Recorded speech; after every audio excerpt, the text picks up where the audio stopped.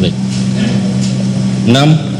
Bahwa tindak upaya paksa seperti penetapan tersangka, penangkapan, penggeledahan, penyitaan, penahanan, dan penuntutan yang dilakukan dengan melanggar peraturan perundang-undangan pada dasarnya merupakan suatu tindakan perampasan hak asasi manusia.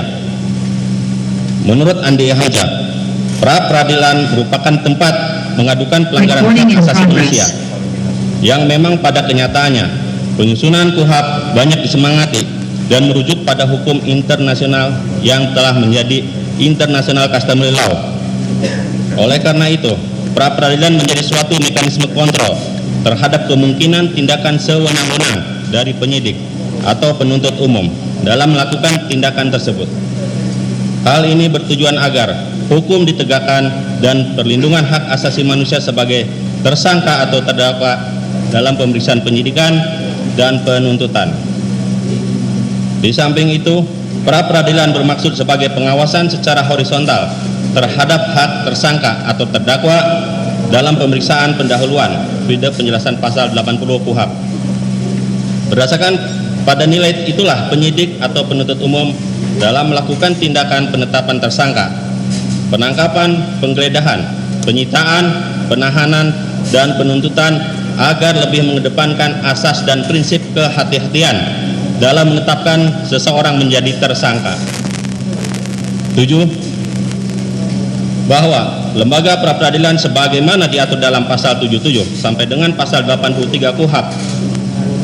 KUHP pidana adalah suatu lembaga yang berfungsi untuk menguji apakah tindakan atau upaya paksa yang dilakukan oleh penyidik atau penuntut umum sudah sesuai dengan peraturan perundang-undangan yang berlaku dan tindakan tersebut telah dilengkapi administrasi penyidikan secara cermat atau tidak. Karena pada dasarnya tuntutan pra-peradilan menyangkut sah tidaknya tindakan penyidik atau penuntutan umum di dalam melakukan penyidikan atau penuntutan. 8. Bahwa dalam perkembangannya pengaturan pra-peradilan sebagaimana diatur dalam pasal 1 angka 10 junto pasal 77/83 KUHP sering terjadi tidak dapat menjangkau fakta perlakuan aparatur penegak hukum yang nyata-nyata merupakan pelanggaran hak asasi seseorang, sehingga yang bersangkutan tidak memperoleh perlindungan hukum yang nyata dari negara. Untuk itu, perkembangan yang demikian melalui dapat diakomodirnya mengenai sah tidaknya penetapan tersangka dan sah tidaknya penyitaan telah diakui merupakan wilayah kewenangan pra-peradilan, sehingga dapat meminimalisasi terhadap perlakuan sewenang-wenang oleh aparatur penegak hukum. Dalam kaitan perubahan dan perkembangan hukum dalam masyarakat yang demikian bukanlah suatu yang mustahil terjadi dalam praktik sistem hukum di negara manapun, apalagi di dalam sistem hukum common law yang telah merupakan bagian dari sistem hukum di Indonesia. Peristiwa hukum inilah yang menurut almarhum Sucipto Raharjo disebut terobosan hukum legal breakthrough atau hukum yang pro-rakyat atau hukum progresif. Dan menurut Mukhtar Kusumaatmadja merupakan hukum yang baik karena sesuai dengan perkembangan nilai-nilai keadilan yang hidup dan berkembang dalam masyarakat. Terobosan hukum dan hukum yang baik itu merupakan cara pandang baru dalam memandang fungsi dan peranan hukum dalam pembangunan nasional di Indonesia. Dengan demikian, hukum bukan hanya memiliki aspek normatif yang diukur dari kepastiannya, melainkan juga memiliki aspek nilai yang merupakan bagian dinamis aspirasi masyarakat yang berkembang dan terkini.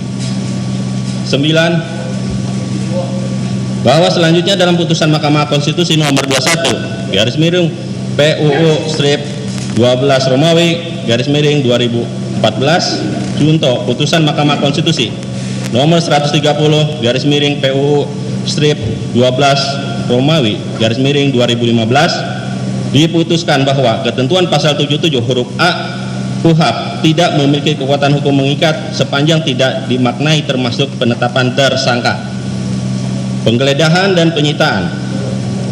Apapun salah satu pertimbangan hukumnya, penetapan tersangka adalah bagian dari proses penyidikan. yang merupakan perampasan terhadap hak asasi manusia, maka seharusnya penetapan tersangka oleh penyidik merupakan objek yang dapat dimintakan perlindungan melalui ikhtiar hukum Pranata pra peradilan. Hal tersebut semata-mata untuk melindungi seseorang dari tindakan sewenang-wenang. Tindakan sewenang-wenang penyidik yang kemungkinan besar dapat terjadi ketika seseorang ditetapkan sebagai tersangka. Padahal prosesnya ternyata ada kekeliruan, maka tidak pranata lain selain pranata pra peradilan yang dapat memeriksa dan memutusnya. Putusan MK ini memberikan perlindungan terhadap seseorang yang mengalami proses hukum yang keliru pada saat ditetapkan sebagai tersangka di dalam ketentuan pasal 8 Undang-Undang Nomor 39/1999 tentang HAM diatur bahwa perlindungan, pemajuan, penegakan dan pemenuhan hak asasi manusia terutama menjadi tanggung jawab pemerintah. Hal ini berarti MK mengambil peran dalam pemenuhan hak asasi manusia melalui putusnya sebagai bagian dari upaya responsif konstitusional. Salah satu pelindungan hukum yang ditekankan melalui putusan ini adalah kepastian hukum bahwa penyidik harus melakukan tindakan penyidikan sesuai dengan prosedur hukum yang berlaku. 10. Bahwa dengan demikian jelas berdasarkan putusan Mahkamah Konstitusi nomor 21/PUU/12 Romawi /2014 tanggal 28 April 2015 bahwa penetapan tersangka merupakan bagian dari wewenang pra peradilan. Mengingat putusan Mahkamah Konstitusi bersifat final dan mengikat, maka sudah tidak dapat diperdebatkan lagi bahwa semua harus melaksanakan putusan yang telah berkekuatan hukum tetap sejak diucapkan. 11. Bahwa selanjutnya berdasarkan pasal 95 KUHP menyebutkan bahwa 1. Tersangka, terdakwa atau terpidana berhak menuntut ganti kerugian karena ditangkap, ditahan, dituntut dan diadili atau dikenakan tindakan lain tanpa alasan yang berdasarkan undang-undang atau karena kekeliruan mengenai orangnya atau hukum yang diterapkan. 2. Tuntutan ganti kerugian oleh tersangka atau ahli warisnya atau penangkapan atau penahanan serta tindakan lain tanpa alasan yang berdasarkan undang-undang atau karena kekeliruan mengenai orang atau hukum yang diterapkan sebagaimana dimaksud dalam ayat 1 yang perkaranya tidak diajukan ke pengadilan negeri, diputus di sidang pra peradilan sebagaimana dimaksud dalam pasal 77, sehingga pasal 95 ayat 1 dan ayat 2 pada pokoknya merupakan tindakan penyidik atau penuntut umum dalam rangka menjalankan wewenangnya yang dilakukan tanpa alasan hukum sehingga melanggar hak asasi atau harkat martabat kemanusiaan serta merugikan seseorang. Inkasu adalah pemohon. Oleh karena itu, tindakan lain yang dilakukan oleh termohon menjadi objek permohonan pra peradilan. Selanjutnya 12. Bahwa tindakan penyidik untuk menentukan seseorang sebagai tersangka merupakan salah satu proses dari sistem penegakan hukum. Penegakan hukum pidana sebagaimana dimaksud dalam KUHP. Oleh karenanya proses tersebut haruslah diikuti dan dijalankan dengan prosedur yang benar sebagaimana diatur dan ditentukan dalam KUHP atau perundang-undangan yang berlaku. Artinya, setiap proses yang akan ditempuh haruslah dijalankan secara benar dan tepat sehingga asas kepastian hukum dapat terjaga dengan baik dan pada gilirannya hak asasi yang akan dilindungi tetap dapat dipertahankan.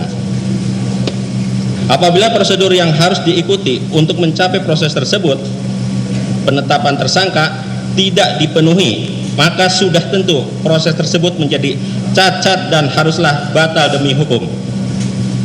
13. Recording in progress. Bahwa penetapan status seseorang sebagai tersangka inkasu pemohon yang dilakukan berdasarkan hukum atau tidak sah jelas menimbulkan hak hukum bagi seseorang untuk melakukan upaya hukum berupa pengujian terhadap keabsahan melalui lembaga pra-peradilan bahkan telah diatur dalam ketentuan pasal 17 Undang-Undang Nomor 39 Tahun 1999 tentang Hak Asasi Manusia, junto pasal 3 ayat 2 dan ayat 3 Undang-Undang Nomor 39 Tahun 1999 tentang Hak Asasi Manusia yang menyebutkan pasal 17 Undang-Undang Nomor 39 Tahun 1999 tentang Hak Asasi Manusia, setiap orang tanpa diskriminasi berhak untuk memperoleh keadilan dengan mengajukan permohonan, pengaduan dan gugatan baik dalam perkara pidana, perdata maupun administrasi, serta diadili melalui proses peradilan yang bebas dan tidak memihak sesuai dengan hukum acara yang menjamin pemeriksaan yang objektif oleh hakim yang jujur dan adil untuk memperoleh putusan yang adil dan benar. Pasal 3 ayat 2 Undang-Undang Nomor 39 Tahun 1999 tentang Hak Asasi Manusia, setiap orang berhak atas pengakuan, jaminan, perlindungan dan perlakuan hukum yang adil serta mendapat kepastian hukum dan perlakuan yang sama di depan hukum. Pasal 3 ayat 3 Undang-Undang Nomor 39 Tahun 1999 tentang Hak Asasi Manusia, setiap orang berhak atas perlindungan asasi manusia dan kebebasan dasar manusia tanpa diskriminasi. 14. Bahwa selain itu telah terdapat beberapa putusan pengadilan yang memperkuat dan melindungi hak tersangka, sehingga lembaga pra-peradilan juga dapat memeriksa dan mengadili keabsahan penetapan tersangka seperti yang terdapat dalam perkara antara lain berikut: Putusan Pengadilan Negeri Bengkayang nomor 01/Pit/2019/PN BKE tanggal 18 Mei 2011 dan putusan Mahkamah Agung nomor 88 PK/Pit/2019 tanggal 17 Januari 2012 yang menyatakan tidak sahnya penyitaan yang telah dilakukan. B. Putusan Pengadilan Negeri Jakarta Selatan nomor 38/Pit/2012/Pengadilan Negeri Jakarta Selatan tanggal 27 November 2012 yang diktumnya menyatakan telah menerima dan mengabulkan permohonan pra-peradilan dengan menyatakan antara lain tidak sah menurut hukum tindakan termohon menempatkan pemohon sebagai tersangka. Hal ini terkait dengan sah tidaknya penetapan tersangka. C. Begitu juga putusan Pengadilan Negeri Jakarta Selatan nomor 04/Pit/2015/Pengadilan Negeri Jakarta Selatan tanggal 15 Februari 2015 dan putusan Pengadilan Negeri Jakarta Selatan nomor 36/Pit/2015/PN Jakarta Selatan tanggal 26 Mei 2015. 15. Bahwa kemudian berdasarkan pasal 183 KUHP yang pada pokoknya menyebutkan bahwa hakim tidak boleh menjatuhkan pidana kepada seseorang kecuali apabila dengan sekurang-kurangnya dua alat bukti yang sah itu peroleh keyakinan bahwa suatu tindak pidana benar-benar terjadi dan terdakwalah yang bersalah melakukannya. Maka frasa sah tersebut harus dimaknai atau ditafsirkan sebagai berikut. 1. Sah dalam prosedur perolehan yang dijadikan alat bukti dan sah secara implisit sebagai alat bukti yang diatur dalam undang-undang yang didukung oleh dengan keyakinan kehakiman. 16. Bahwa selanjutnya berdasarkan ketentuan pasal 2 ayat 1 bab 2 tentang objek pemeriksaan pra-peradilan dalam Peraturan Mahkamah Agung Republik Indonesia nomor 04 tahun 2016 tentang larangan peninjauan kembali putusan pra-peradilan yang menentukan pasal 2 ayat 1 objek pra-peradilan adalah sah atau tidaknya penangkapan, penahanan, penghentian penyidikan, penghentian penuntutan, penetapan tersangka, penyitaan dan penggeledahan. Izin yang mulia, kami lanjutkan pada rekan. Terima kasih yang mulia. Romawi 2, objek pra-peradilan. bahwa yang menjadi objek pemohon pra-peradilan adalah sah atau tidaknya penangkapan, penahanan, penggeledahan, penyitaan sampai penetapan status tersangka kepada pemohon Peggy Setiawan dengan surat nomor S.5-res-5-Res-24 di Treskrimum tanggal 21 Mei 2024. Romawi 3. Legal standing pemohon. Bahwa pemohon adalah orang yang ditetapkan sebagai tersangka oleh termohon melalui surat penetapan tersangka nomor S.tab-90-Romawi 5-Res-1.24.2024 di Treskrimum tanggal 21 Mei 2024. 2. Bahwa dengan penetapan status tersangka, pemohon telah dirugikan secara hak konstitusionalnya karena adanya pembatasan hak dan kewajiban sebagai warga negara.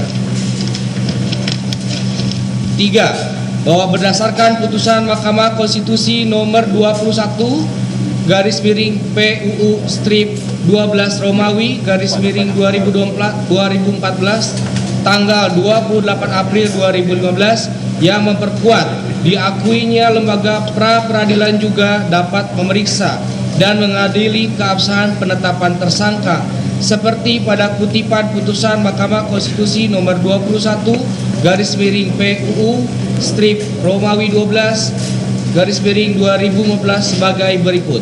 Mengadili, menyatakan 1.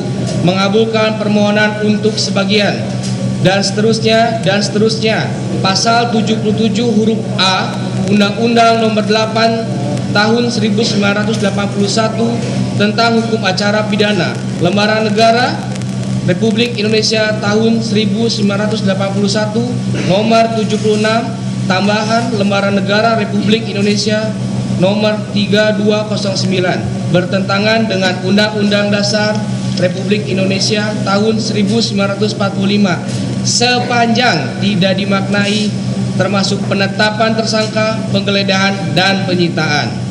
Pasal 77 huruf A Undang-Undang nomor 8 tahun 1981 tentang hukum acara pidana, Lembaran Negara Republik Indonesia tahun 1981 nomor 76 tambahan Lembaran Negara Republik Indonesia nomor 3209 tidak mewakili kekuatan hukum mengikat sepanjang tidak dimaknai termasuk penetapan tersangka, penggeledahan dan penyitaan. 4. Dengan demikian jelas bahwa berdasarkan putusan Mahkamah Konstitusi nomor 21/PUU-Romawi 12/2014 tanggal 28 April 2015 bahwa penetapan tersangka, penggeledahan dan penyitaan telah merampas hak asasi pemohon yang merugikan sehingga untuk menentukan sah atau tidaknya penetapan tersangka, penggeledahan dan penyitaan tersebut berada pada kewenangan pra-peradilan. Mengingat putusan Mahkamah Konstitusi bersifat final dan banding, maka sudah tidak dapat diperdebatkan lagi bahwa semua harus melaksanakan putusan yang telah berkekuatan hukum tetap sejak diucapkan. 5. Berdasarkan landasan hukum tersebut, pemohon pra-peradilan memiliki legal standing untuk mengajukan permohonan ini. Romawi 4. Fakta-fakta hukum. 1. Bahwa pemohon adalah warga negara Republik Indonesia dengan nama lengkap Peggy Setiawan, tempat tanggal lahir Cirebon 29 Agustus 1996, jenis kelamin laki-laki, pekerjaan buruh bangunan yang berkedudukan atau beralamat di Dusun 1, Blok Simaja, RT RW 02, Desa Kepongpongan, Kecamatan Talun, Kabupaten Cirebon. 2. Bahwa pemohon dalam kesehariannya bekerja sebagai buruh bangunan dan tempat terakhir bekerja di Bandung, tepatnya sedang mengerjakan bangunan rumah milik saudara Agus alias Ko Aceng yang beralamat di Desa Ranca Manyar, Kecamatan Bale Endah, Kabupaten Bandung. tepatnya di belakang Balai Desa Rancamanyar. 3. Bahwa pada tanggal 21 Mei 2024 sekira pukul 18 waktu Indonesia Barat, pada saat pemohon sedang bekerja di Bandung, tiba-tiba pemohon ditangkap oleh termohon. 4. Bahwa alasan penangkapan terhadap pemohon yang dilakukan oleh termohon adalah karena adanya surat perintah penangkapan nomor SP.K garis miring 79 garis miring 5 Romawi garis miring res titik 1.24 titik garis miring 2024 di Treskrimum tanggal 21 Mei 2024. 5. Bahwa surat perintah penangkapan sebagaimana dalam nomor SP.K garis miring 79 garis miring 5 Romawi garis miring res titik 1.24 garis miring 2024 di Treskrimum tanggal 21 Mei 2024 Kepolisian Wilayah Jawa Barat didasarkan pada A. Laporan polisi nomor LP garis miring 953 garis miring B garis miring 8 Romawi garis miring 2016 garis miring JBR garis miring CRB Kota tanggal 31 Agustus atas nama pelapor Rudiana. B. Surat perintah penyidikan nomor SP.Sidik garis miring 194 garis miring bulan 5 Romawi res titik 1.24 garis miring 2024 di Treskrimum tanggal 19 Mei 2024.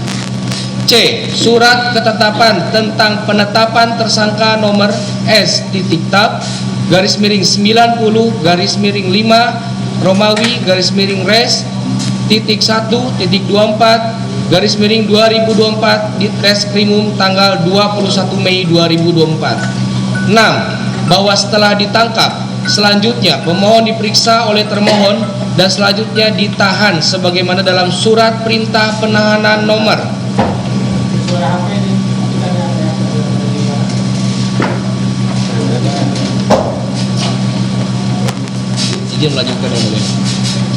dalam surat perintah penahanan nomor SP.Han garis miring 76 garis miring 5 Romawi garis miring res 1.24 garis miring 2024 di Treskrimum tanggal 22 Mei 2024 di wilayah atau di yurisdiksi Kepolisian Daerah Jawa Barat hingga saat ini. Bahwa pemohon selanjutnya diberikan surat pemberitahuan penetapan tersangka nomor B garis miring 28140 garis miring 5 Romawi garis miring res titik 1.8 titik garis miring 2024 di Treskrimum tanggal 21 Mei 2024 bahwa meskipun dalam pokok surat tersebut telah menyatakan surat tentang penetapan tersangka sebagaimana terlampir, akan tetapi pemohon tidak menerima lampiran surat tersebut. 8. Bahwa pokok-pokok dalam surat sebagaimana yang diterima oleh pemohon terdapat penyebutan kepada pemohon sebagai tersangka dalam dugaan tindak pidana perlindungan anak dan atau pembunuhan berencana dan atau pembunuhan sebagaimana dimaksud dalam pasal 80 ayat 1 ayat 3 junto pasal 81 ayat 1 Undang-Undang Republik Indonesia nomor 35 tahun 2014 tentang perubahan atas Undang-Undang Republik Indonesia nomor 23 tahun 2002 tentang perlindungan anak dan atau pasal 340 KUHP pidana dan atau pasal 338 KUHP pidana junto pasal 55 ayat 1 ke 1 KUHP pidana. 9. Bahwa dengan telah adanya penyebutan atas diri pemohon Peggy Setiawan sebagai tersangka oleh termohon, maka saat ini status pemohon adalah tersangka dalam dugaan tindak pidana perlindungan anak dan atau pembunuhan berencana dan atau pembunuhan sebagaimana dimaksud dalam pasal 80 ayat 1 ayat 3 junto pasal 81 ayat 1 Undang-Undang Republik Indonesia nomor 35 tahun 2014 tentang perubahan atas Undang-Undang Republik Indonesia nomor 23 tahun 2022 tentang perlindungan anak dan atau pasal 340 KUHP pidana dan atau pasal 338 KUHP pidana junto pasal 55 ayat 1 ke 1 KUHP pidana, dan terhadap pemohon telah memiliki kedudukan hukum sebagai pihak yang berhak mengajukan permohonan pra peradilan tentang sah atau tidaknya penetapan tersangka yang dilakukan oleh termohon. Bahwa petugas polisi tanggal 31 Agustus 2016 melakukan penggeledahan dengan sewenang-wenang di rumah kediaman Peggy Setiawan di Cirebon. Bahkan 2 unit sepeda motor milik Peggy Setiawan dan keluarganya dibawa atau dirampas. Lalu petugas menanyakan di mana Peggy Setiawan. Ibu Peggy atau ibu pemohon menyampaikan bahwa pemohon sedang bekerja di Bandung dengan memberikan alamat tempat pemohon Peggy Setiawan, akan tetapi polisi tidak pernah mendatangi tempat kerja Peggy Setiawan di Bandung. Untuk selanjutnya yang mulia dilanjutkan.